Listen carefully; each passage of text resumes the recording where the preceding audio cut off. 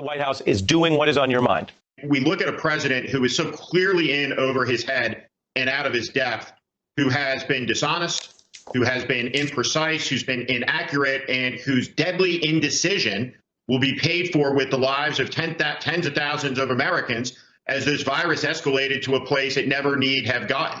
And that is all because of the wasted month of February, where the president was hate tweeting, firing people that he was angry with over impeachment, going on campaign rallies, and golfing.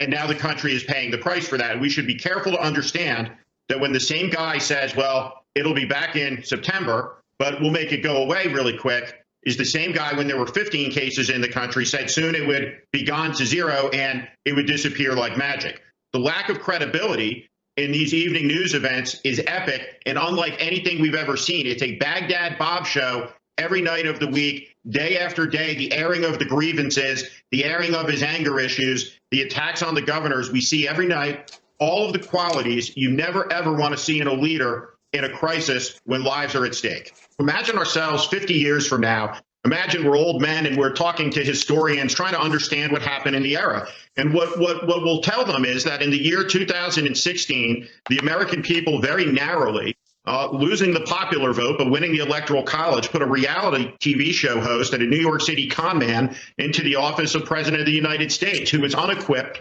intellectually, mentally, emotionally, and morally to be the commander-in-chief of the most powerful nation in the world. He didn't understand its history. He didn't understand its systems. He didn't understand its values. He spent years tearing the country apart, attacking vital institutions, alleging conspiracies, internalizing his grievances, conducting himself in an immoral and corrupt way that led to his impeachment.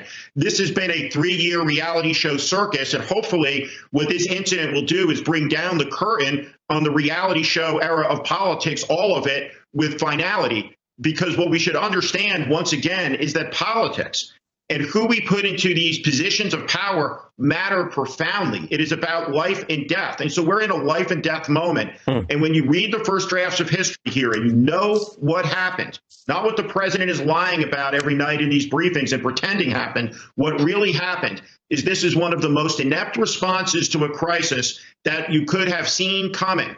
People saw it coming. And as a result, the country has been devastated economically, and tens and tens and tens of thousands of Americans who otherwise would be alive will not.